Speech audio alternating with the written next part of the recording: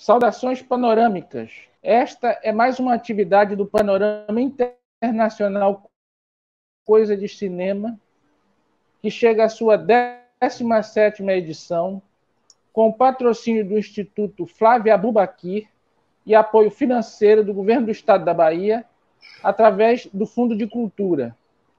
Nós vamos conversar sobre 3 filmes que integram a Mostra Competitiva Baiana. São os curtas Mãe Solo, de Camila de Moraes, a quem eu aproveito para dar as boas-vindas. Último Grão de Areia, de Marcos Alexandre, que também está aqui conosco. Salve. E para falar sobre o longa, está com o agentor do documentário, Isaac Donato. Sejam bem-vindos, bem-vindas. É uma satisfação partilhar essa conversa com vocês. Eu, de início, gostaria de alterar o bate-papo. Eu escrevi parágrafo, um pequeno dele, a gente inicia, a gente orienta uma conversa inicial. Mas se esse formato não ajuda nem que não possa, à medida que as ideias forem surgindo, que o papo começar a fluir, a gente pode, evidentemente, tomar outros rumos, né? Eu gostaria de começar. O curta de Camila de Moraes não se limita a retratar uma condição social, afetiva e política. No solo em que assenta sua poética, a natureza prevalece e a força da mulher continua intacta. A despeito das contingências da intolerância, do preconceito e da opressão, segue gestando e renovando a vida. Bem, em torno dessa minha primeira aproximação, né, do universo do curta, eu gostaria de saber mais sobre a concepção das performances, né? O filme ele é pontuado por performances e eu fiquei curioso em saber como foi o processo de concepção desse movimento, dessa inserção mais, digamos assim, meio do real. Eu fiquei curioso em saber se performances já existiam um impulso criativo ancestral, é algo que o rumo do contato com acabou ancorando, acabou orientando. Seja bem-vinda mais uma vez. Aí, se você puder comentar um pouco sobre essas performances que de alguma maneira, elas, na minha opinião, elas põem esse registro meramente documental, esse registro afastando de alguma forma os depoimentos de uma mera reportagem, né? Uma reportagem jornalística. Então, isso abre um universo diferente, assim, e gostaria de saber o processo, assim, para a gente iniciar a conversa. Obrigado. Obrigada. Olá, pessoal, meninos. Então, primeiro é um prazer estar aqui, né? Estar com vocês no Panorama. Acho que talvez o áudio.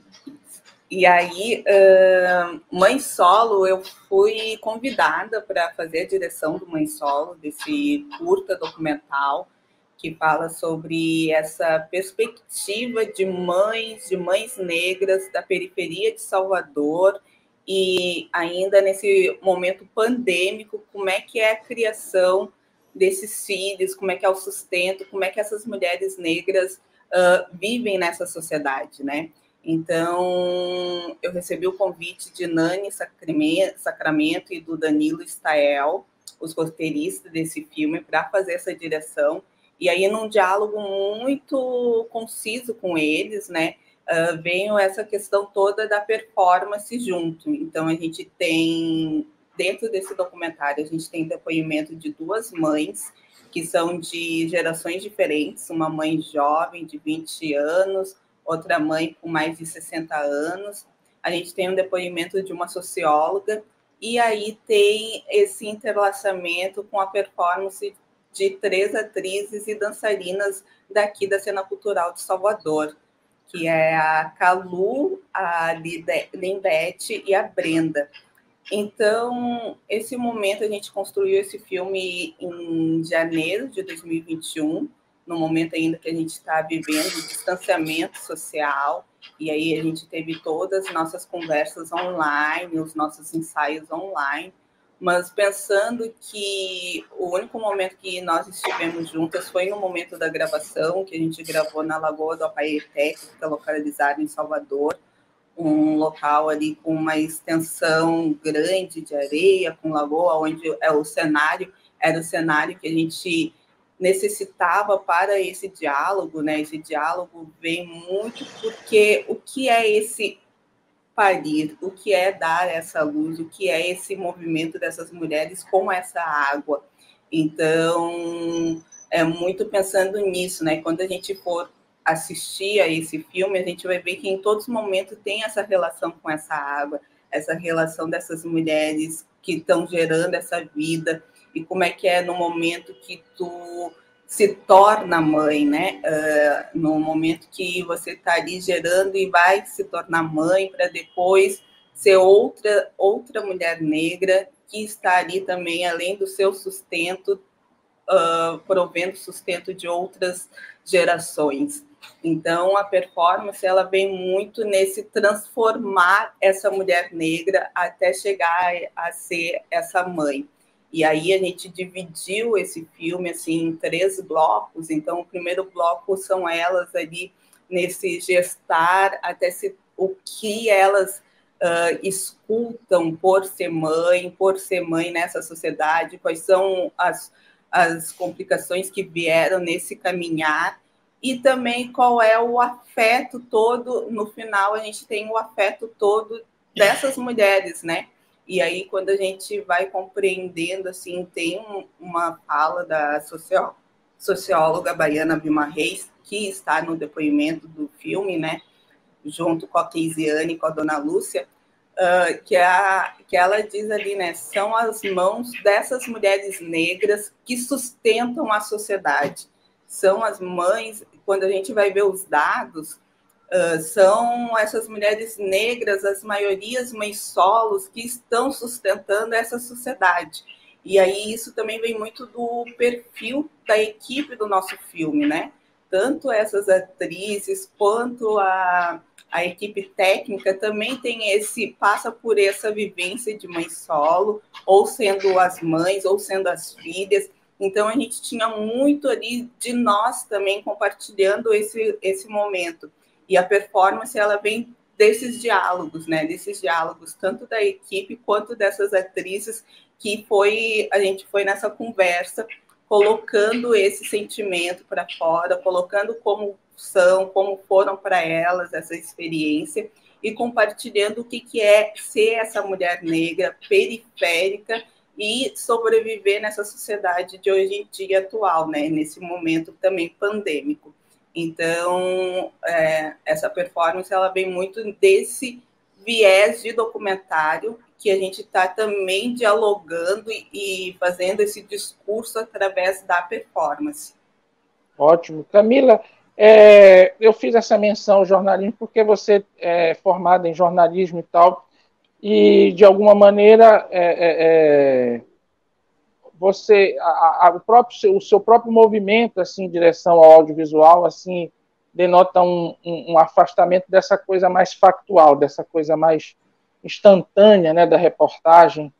E uma outra coisa que eu considero assim muito forte no filme é a sua escolha pela concisão, né? A gente tem hoje em dia muitas narrativas corais, né? Muitas falas, essa tendência à fragmentação. E aí você decide ali centrar todo o discurso do filme em duas mulheres, né, de cabelos curtos e uma socióloga, a Vilma, né, para dar um contexto, né, para dar essa visão mais ampla, para fora da experiência de cada uma, para o curta. Essa concisão, assim, foi algo que você já tinha também falando um pouco sobre a cronologia assim, do processo, né? Essa concisão foi algo que você já tinha pré-estabelecido ou foi algo que as próprias personagens, digamos assim, as pessoas com quem você conviveu, te orientaram a seguir esse caminho? Eu sou uma pessoa que, nossa, eu não sei cortar, né, o material. E quando a gente vai para a ilha de edição para fazer esse processo, nossa, eu fico assim, mas tudo é muito importante, tudo tem que estar junto, a gente tem que conseguir colocar tudo. Mas aí a gente vai trabalhando em cima do tempo que a gente quer apresentar essa história, do tempo que a gente tem ali para contar. Então, a gente já tinha determinado que esse curta teria esse 15 minutos e que aí a gente ia ali, dentro desse tempo, conseguir colocar dentro dessa cronologia que a gente estabeleceu para esse filme, né? De falar desses processos todos, desde gestar até as dificuldades e o afeto em ser mãe, em dedicar a sua vida para também essa relação. Então, dentro desse período, estabelecido isso, eu conseguiu fazer essa dinâmica na contagem desse filme. E aí a gente foi pensando muito assim como que, porque tem ali a experiência dessas mulheres, né, e a experiência dessas mulheres de cabelo curto que você mencionou, porque não é por acaso, né, a gente está ali, quando a gente escuta o depoimento delas, o porquê disso e o porquê que essa cena entra no filme e não outra, não é por acaso, é um posicionamento. Então são muito posicionamentos que precisam ser colocados sempre para a gente poder, enquanto eu falando aqui, enquanto mulher negra, se estabelecer de pé nessa sociedade. Então, são posicionamentos. Então, não é por acaso que a gente foi feita essa escolha por essa narrativa e também por identificação, né? São pessoas que não se conhecem e têm esses posicionamentos. E aí, quando a Vilma entra dando esses dados, ela está dizendo o que é essa experiência dessas mulheres. Então, ela está vindo em cima do que é a vivência, do que é as nossas vivências, né? Então, quando a gente faz curta no país, e seja onde for, né? Eu acho que o poder do curta é isso, assim, a gente tem ali nesse tempo para contar uma história, para trazer uma reflexão, uma história que eu fico imaginando, eu fico pensando assim, quando a gente vai para os diálogos, o quanto o quanto o potencial que tem esse gênero do audiovisual, né? Os curtas, que a gente, num espaço de tempo, a gente consegue ali botar essas histórias para refletir, para o debate, para assistir com o público. Então, eu sou uma pessoa que realizo curtas, gosto muito dessa categoria, e aí é muito bom a gente poder estar falando dessas questões, né, dessas questões sociais também através do curta. E aí a gente tem esse momento de posição para poder pensar quais são os debates que a gente consegue pautar nesses 15 minutos, né? O que a gente pode trazer ali, tanto na performance, que seja tão significativa para as pessoas, quanto nos diálogos que estão sendo falados, ou nos diálogos que estão sendo proposto ali com o corpo, porque o que a gente tem, o que a gente entende é que esse corpo fala, né? A gente está se expressando de todas as formas. Então, qual é a cena ali daquelas performances, o olhar daquelas meninas, aquela água que sai, aquela água que entra no corpo, e essas formas de diálogos nesse espaço, né, nesse tempo. Então, esse potencial dos curtas eu acho muito magnífico, assim, que nos encanta tanto. Não sei se eu respondi, porque a pessoa vai para outros mundos, mas vamos continuar tá ótimo.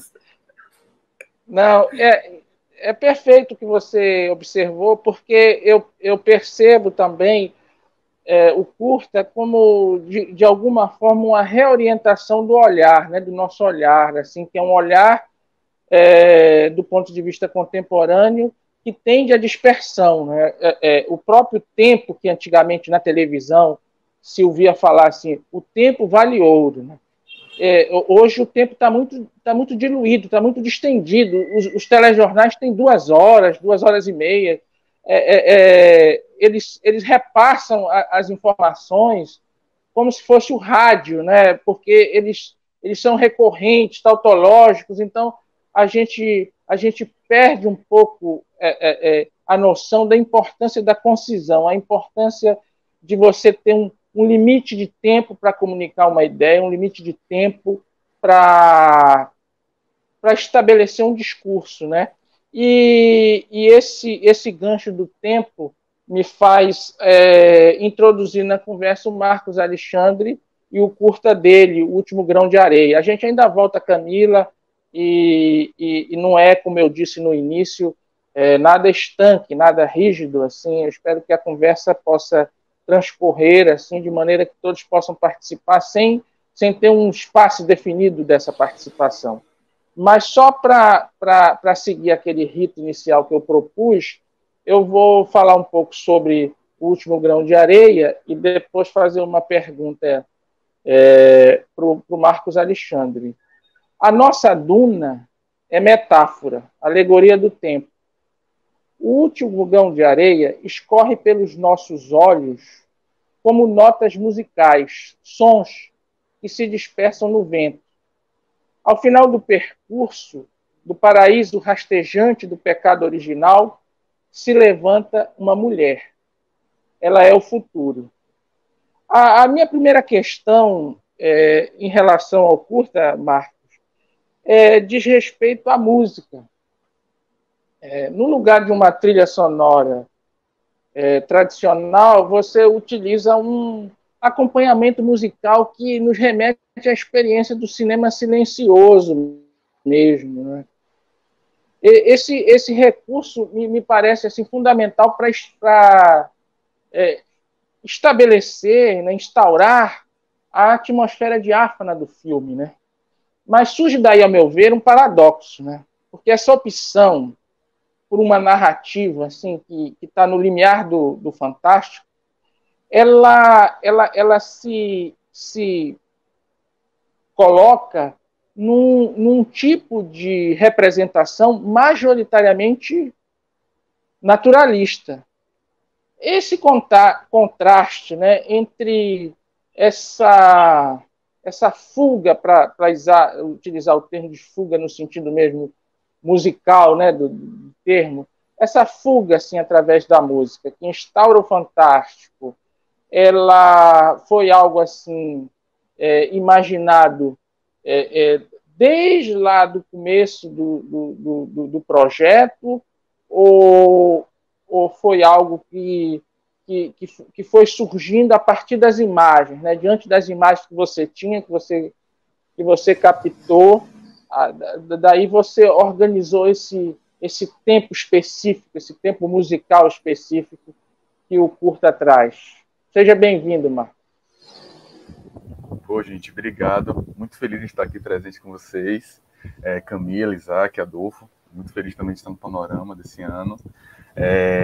Pô, Adolfo, fiquei muito feliz, assim, ouvir essas palavras, assim, esse parágrafo me encantou muito, porque, de certo modo, assim, é um pouco do que eu queria transmitir, né, como um ponto de reflexão e de inserção para a narrativa que eu trouxe e que eu queria contar. Eu acho que a parte musical do filme, ela foi pensada desde o início, assim. Eu sempre pensei em ser um filme mudo, ser um filme silencioso, e um filme que trouxesse, na sua amálgama, um processo de construção com os seus personagens, seja com o olhar, com o caminhar, com os passos, com o vento. Então eu tive a honra e o prazer, né, de ter o maestro Biratan Marques, que é o maestro da Orquestra Sinfônica da Bahia, e ele pôde compor essa trilha com base no que tudo que eu passei para ele de roteiro, de referências, de ideias do início do filme até o fim, dele ter assistido o filme também, porque o filme ele foi montado numa espécie de uma cadência rítmica muito específica para ele ter essa noção quando assistir e construir a música, né, a música original através disso. Então, e esse encantamento e essa relação das personagens e como ela interage entre si naquele mundo desértico, ou desse mundo de Duna em si, foi realmente pensado desde o início, né? E eu obtive, eu espero que tenha obtido sucesso, assim, né? Em conseguir trazer essa narrativa, né? Porque foi um desafio. É um desafio fazer um filme mudo, é um filme mudo no século XXI, um filme que quer queira, quer não, estende um pouco mais o tempo, porque você não escuta personagem nenhum e tudo mais. Então, assim, há um grande afastamento do público, do espectador de hoje em dia. Eu tenho plena ciência disso. E foi um filme pensado para o cinema, né? Mas, por ter demorado tanto tempo da feitura dele, né? A gente tem quase 4 anos no processo de produção, porque é um filme completamente independente. A gente teve que optar em lançar eles mesmo. A gente conseguiu ter uma estreia no Cine Fantasy, em São Paulo e tal, então a gente veio em Panorama agora, a gente está na MIMB também atualmente, então a gente está conseguindo, quer queira, quer não, chegar a novos públicos através desses tempos pandêmicos, né? Mas que, quer queira, quer não, está chegando também um pouco dessas interpretações que eu obtive com as pessoas que assistiram, que interagiram com o filme, que sentiram algo a comentar, a falar, então isso me deixou muito feliz, muito contente, assim, sabe? E eu estou muito feliz também em poder assistir o filme no cinema pela primeira vez, no Panorama, assim, dentro de casa. Isso, para mim, é uma realização de um sonho, mais um sonho, assim, está sendo concretizado, muito feliz. E levar todas as pessoas integrantes do coletivo que estiverem possíveis aqui para a gente assistir junto e comemorar, que é um momento muito importante para todos nós. Eu acho que é isso. Você mencionou essa questão do coletivo, né, o coletivo Grametri, da qual você faz parte e é um dos fundadores, né, dos animadores culturais dessa cena. A Camila também mencionou esse aspecto, né, de união, das pessoas se aglutinar em torno ali de uma ideia, de uma realização, da própria expressão, né, do seu mundo, quer seja um mundo de matiz mais social, quer seja um mundo mais alegórico, mas, enfim, são questões que me parecem, assim, sinalizar, e nesse sentido eu gostaria de destacar, para uma espécie de subversão dessa institucionalização dos projetos, né? Você mencionou o fato de que o filme demorou muito tempo para ser concluído por ter sido feito de maneira independente, né? E essa independência, evidentemente, ela tem um preço, mas ela agrega um valor extraordinário, que é esse valor, né? Esse valor do que não se enquadra dentro daquela perspectiva do cânone que hoje se estabeleceu, o tipo de apoio audiovisual, né, que as pessoas recebem. Então, a própria Camila tem na trajetória dela essa característica, né, de abrir caminhos, né? O longa dela foi um dos raros, o documentário, né, o caso do Homem Errado, um dos raros longas a conseguir uma distribuição de maneira independente, um documentário dirigido por uma mulher, consegue uma distribuição, estreia nos cinemas, esse espaço que para nós é um espaço religioso, né, um espaço sacro, assim, de projeção das coisas que a gente acredita, das coisas que a gente ama. Então, eu queria que você falasse um pouco sobre esse processo de criação dentro do coletivo, né? Que surge aí como uma alternativa para esses espécies de cercadinhos que vão sendo criados assim dentro da estrutura oficial de apoio cultural, né, no país. Então, falar um pouco sobre esse gesto, né? Esse gesto de dissidência que é o coletivo audiovisual. Sim, sem dúvidas, assim, Adolfo. Eu acho que o coletivo, se não existisse o coletivo, acho que não existiria o Último Grão, é o primeiro de tudo, porque é um filme que ele nasce de uma maneira muito na necessidade de expressar algo, né? Porque o filme ele constrói toda uma relação afroafetiva, ele transita entre o passar do tempo, ele transita entre o caminhar, entre o olhar, entre o toque, entre o beijo. Então eu quis trazer isso à tona nesse mundo mesmo alegórico, fantasioso, mas que ao mesmo tempo também cria esse contexto, esse paradoxo com o naturalismo que você trouxe. E eu acho que o coletivo entra como um modus operandi assim, do possível, porque eu tenho um contato muito próximo com a atriz, Tainá Paz, que é uma grande parceira de escrita minha também e tal. Então a gente vinha fazendo a preparação durante algum tempo, 6 meses antes de começar a produzir o filme, 6 meses a 1 ano assim, antes de começar o filme. Então a gente já tinha uma noção do que a gente queria trazer no contexto do filme, que eu morava perto dela, morava lá em Estela Maris, e assim, no quintal lá de casa, né, quando eu morava ainda lá em Estela, tinha esse areal. Eu falei, olha, vamos usar esse ambiente cinematográfico para contar uma história, e essa história eu quero contar. E aí, vamos lá e tal. Então, trouxe essa ideia para o coletivo, todo mundo topou, a galera gostou muito, abraçou, né? Então, assim, várias pessoas que realmente colaram. Foi a segunda produção do coletivo, que é o Último Grão. A primeira foi o Vizinho, que é o primeiro curta também meu, que eu dirigi e escrevi.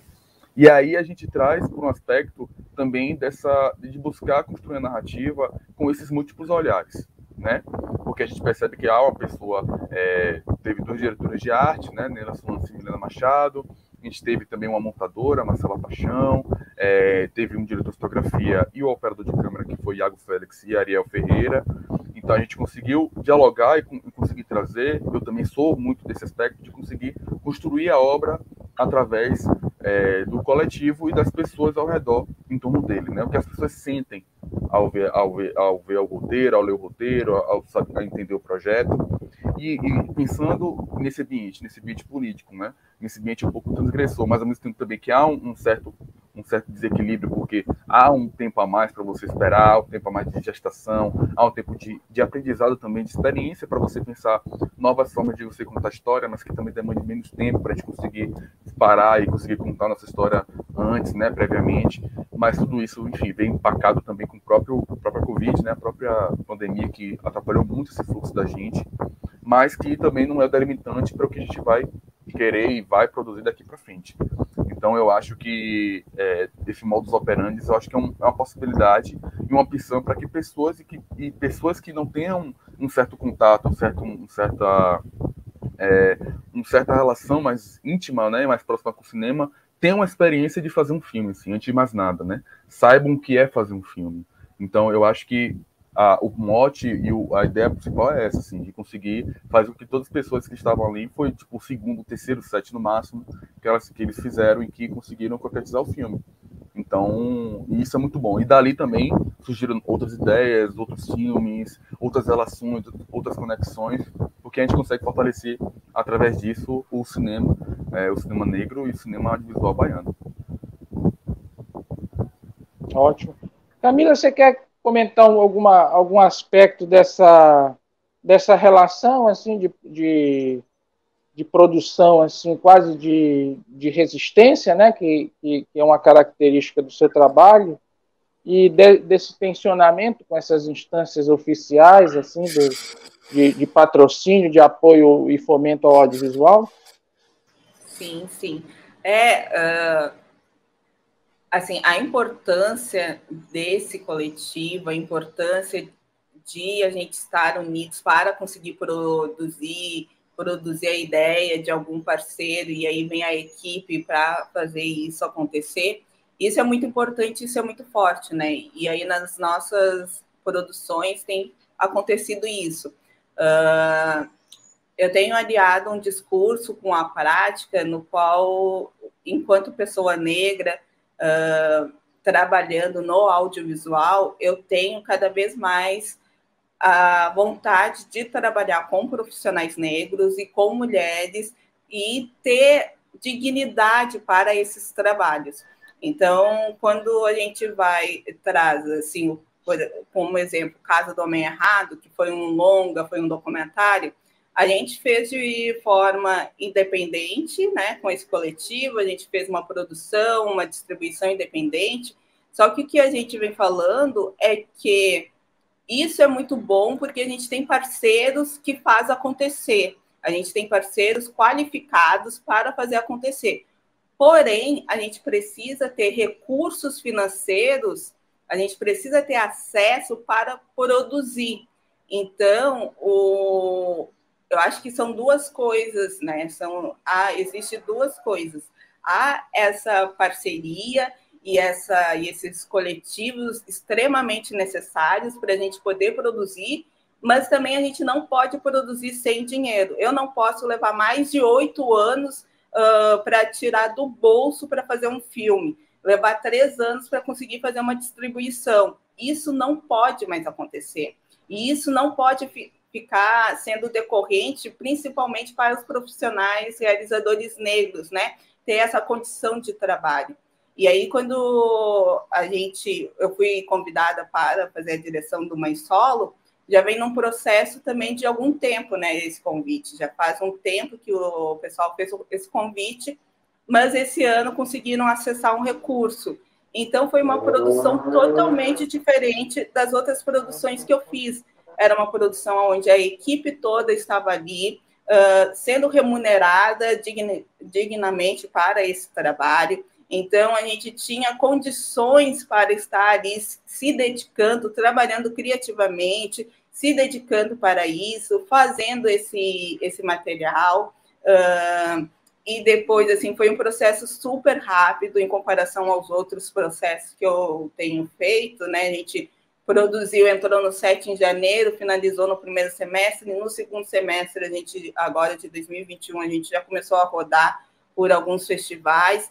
Então, eu tenho dito que esse é um processo no qual a gente vem trabalhando e lutando para estar presente, né? Onde a gente está com uma equipe ali que tem um respeito, que há um respeito nesse set, com os profissionais, com as profissionais mulheres, onde a gente tem as condições para fazer isso, porque senão, quando a gente vai pegar os outros históricos, os profissionais acabam adoecendo, né, nesse processo e muitos desistindo no caminho, porque se a gente ficar glorificando só esse outro lado e de fazer esse cinema, eu não sei, esse cinema na guerrilha, esse cinema que a gente faz de qualquer forma, a gente vai fazer porque a gente tem essa necessidade de fazer, né? Eu sou uma pessoa super ansiosa, eu quero fazer, eu quero botar no mundo, eu quero dialogar sobre isso, mas eu não posso adoecer nesse processo, eu não posso parar a vida, não posso tirar tudo que eu tenho do bolso e mais o que eu não tenho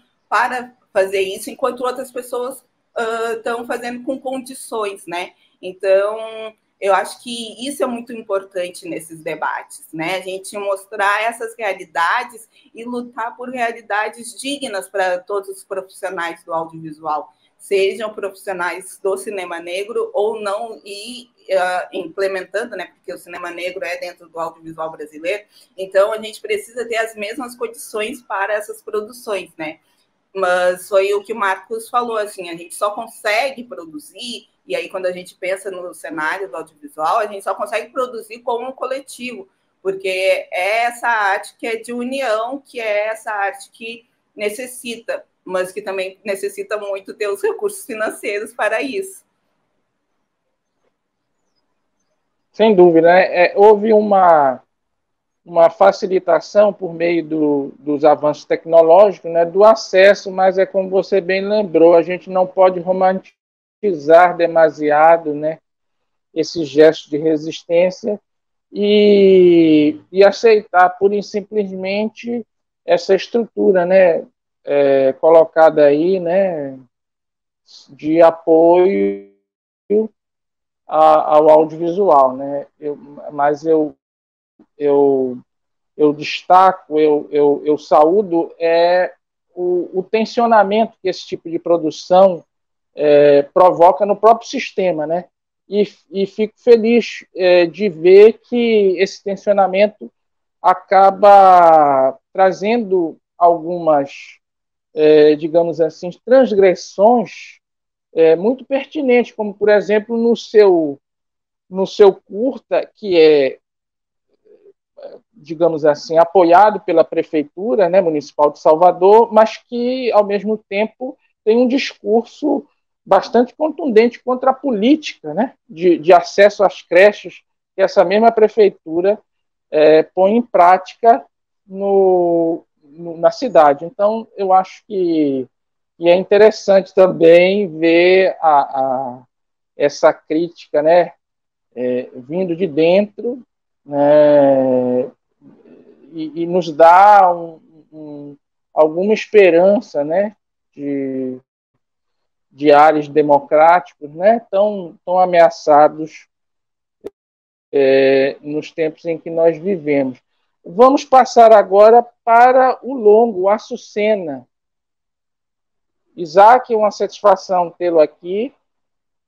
Obrigado pela presença. Eu escrevi, como nos outros filmes, um pequeno parágrafo sobre o Açucena. Diz assim: o tempo reinventado. Dona Guiomar não só criou um mundo, o seu enclave lúdico e colorido no território do real. Ela nos faz, de certa forma, naturalizar. Prevalece o seu desejo, a sua imaginação. E a Açucena documenta isso. Quando eu pensei na pergunta que orientasse a nossa conversa sobre a Açucena, eu imaginei um certo, no bom sentido, um certo conflito ali de duas pessoas, uma potência enorme de fabulação diante do real. Você, como documentarista, e a dona Guiomar como uma espécie de metteur en scène da sua própria vida, né? Ela organizando o próprio mundo dela e fazer, como eu digo na apresentação, as outras pessoas integrarem esse mundo, viverem esse mundo junto com ela e com a naturalidade assim que é espantosa.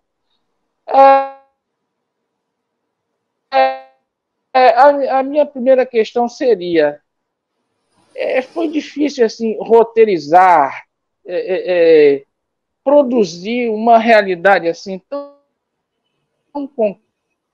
concreta, organizada e brilhante como essa que a dona Guiomar materializa? Como foi esse primeiro contato com a dona Guiomar e como foi essa relação, né, assim, criativa para a construção do documentário? Olá, gente. Antes de tudo, eu gostaria de agradecer ao Panorama pelo convite. Muito bom participar desse festival. Talvez haja um pequeno delay. Praticamente a casa do cinema baiano, podemos dizer. E nosso primeiro contato com Dona Guiomar foi em 2016.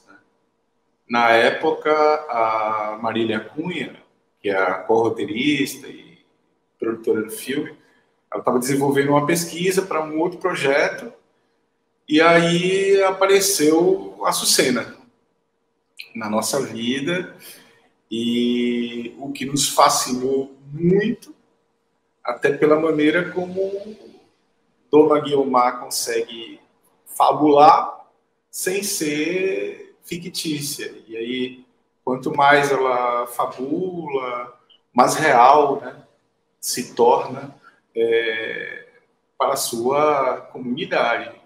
E a gente enxergou aí um universo fílmico e potente por essência, né?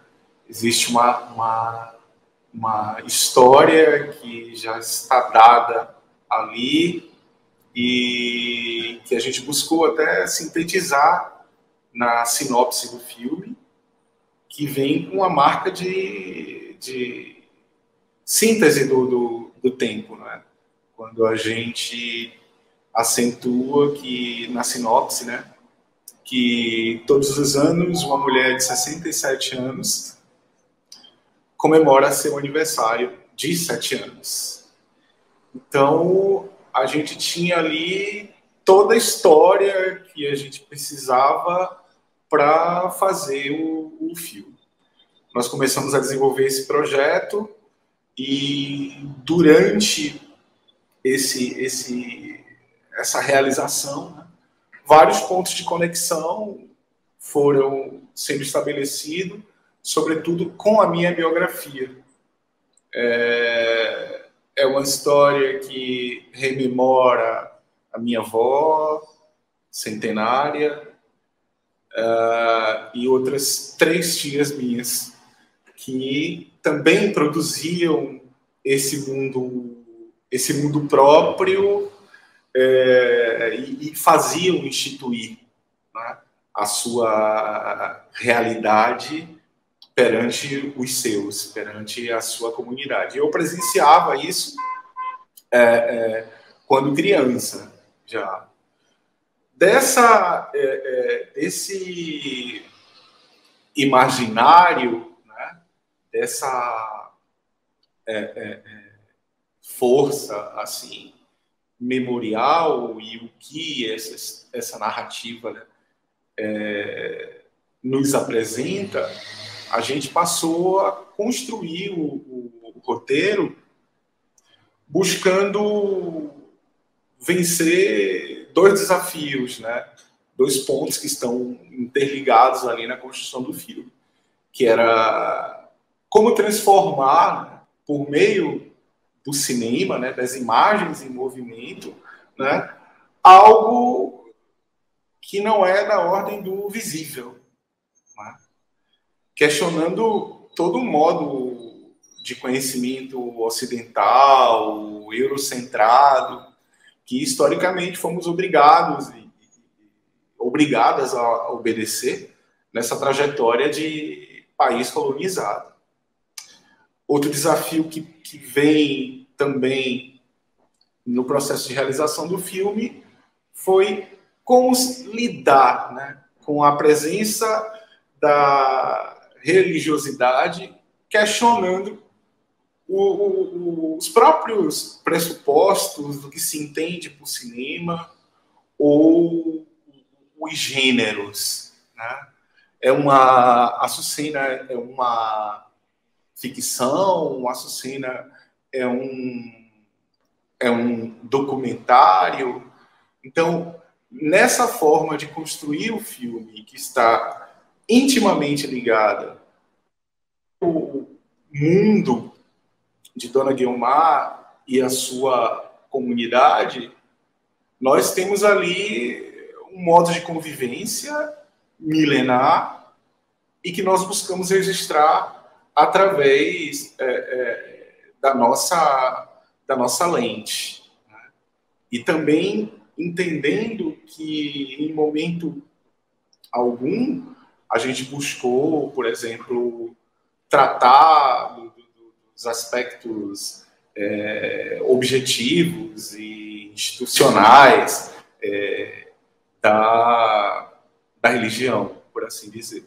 Nós fomos em busca do que em latim, né, é o sacer. Nós fomos em busca do sacer, o sagrado, né? Fomos em busca da interioridade, em busca do segredo que buscamos desvendar, né? E não há nada mais no nosso modo de fazer cinema. Eu digo nosso, sempre me referindo a Marília Cunha, a co-roteirista e produtora do filme.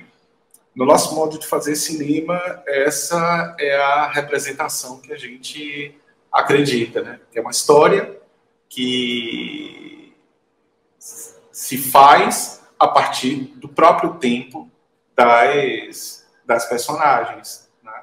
E como você falou, Adolfo, em relação à fabulação, a gente sempre diz, né, que as próprias personagens ali em quadro fabulam, né, sem nunca ser fictícios, né? E isso nos encantou bastante. Não sei se respondi. Isaac respondeu ótimo. Isaac, uma outra questão. Eu noto assim no filme um rigor, até uma certa sofisticação na composição das imagens, dos planos, né? Talvez tenha a ver com essa interioridade que você se refere, mas essa elaboração, assim, né? Essa intervenção mais direta, mais frontal, assim, no real, tem a ver mesmo com essa atmosfera de fabulação constante ali que você tinha diante da sua câmera, né? Daquelas pessoas criando o tempo todo novas realidades, assim. Eu tenho a impressão assim que você não se restringe a documentar apenas assim o caráter visível dessa mise-en-scène exuberante, né, da Dona Guiomar. Eu também vejo assim o filme como uma disputa quase territorial, assim, pelo real, pela realidade. O que em essência, né, essa disputa, essa é a essência do documentário, né? E as pessoas às vezes gostam de condicionar, né, a uma certa objetividade, uma certa transparência, uma certa lisura, assim como características fundamentais de um documentário. Só que aqui, né, no Açucena, eu vejo que há um deslocamento, assim, no meu olhar, o filme ele tem assim quase algo de metalinguístico. Assim. Eu queria que você comentasse um pouco disso e se para você, assim, para mim isso é bem claro, se a Dona Açucena não é uma espécie de cineasta também. Eu acho que vai ter um pequeno delay na resposta do Isaac. Então, vocês, por favor, não se exasperem com esse silêncio, esses instantes de silêncio, e até o Isaac responder. Interessante você falar do delay da resposta, que me permite poder falar que a estrutura narrativa do Açucena está muito relacionada à própria ideia de tempo naquela comunidade, porque o filme ele foi realizado na semana dos preparativos para aquela festa, né? Que todos os anos essa festa se realiza, sempre no dia 25 de outubro. Esse ano, inclusive, nós participamos. E então a gente resolveu muito trabalhar com a câmera de modo a capturar sempre o ponto focal dessa história, que é a realização daquela festa. Então, capturar isso de uma só vez, porque a gente entende que é no espaço interior do plano que são travados ali os diálogos, os silêncios, e as ações acontecem ali, né? Materializando, então, o nosso desejo mesmo de preservar a integridade do real. Até porque optamos por trabalhar o tempo sobre 3 instâncias, né? a memória, que é reverenciada ali, né? O passado ele é reverenciado, a espera, que é essa expectativa se a festa será realizada ou não, e a atenção, que é essa fixação necessária ali ao presente, de modo que é uma personagem que faz 7 anos todos os anos. Um dos presentes nessa festa, nós temos a fala de uma criança muito pontual, quando o garoto fala: olha, a Sucina, ela tem a minha idade, mas é a cara da minha avó. O menino sinaliza isso. Então, esses dois níveis existem dois níveis ali que estão a todo tempo convergindo nessa história, que é o nível de realidade e o nível de imaginação. Né? Aquele ambiente, por si só, a figura de Dona Guiomar, por si só, é cinematográfica, sim, né? Afinal de contas, temos ali um modo de convivência milenar, né? Ancorado na ancestralidade, ancorado, sim, né? Na religião de matriz africana. Mas isso não está dado na obra de modo objetivo, de modo institucional, a maneira do jornalismo documental, por exemplo, que não é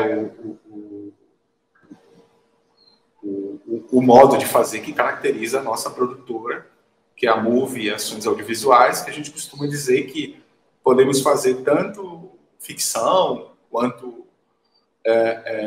não ficção, mas o que a gente produz mesmo são realidades subjetivas, como no caso do longa Açucena. Ótimo, muito obrigado, Isaac, muito obrigado, Marcos, Camila. A gente vai ficando por aqui, agradecendo a audiência de vocês, desejando a todos que tenham um ótimo aproveitamento do Panorama, vejam os outros debates, assistam os filmes, discutam, pensem, reflitam, é o que o cinema nos traz, e que todos nós tenhamos, como a Dona Guiomar, eternos 7 anos de alegrias, de artes, de bons filmes e de felicidade. Tudo de bom para vocês. Até a próxima. E no 17º Panorama. Tá certo. Panorama. Sobre o signo do 7. Grande abraço. Exatamente. Sigamos.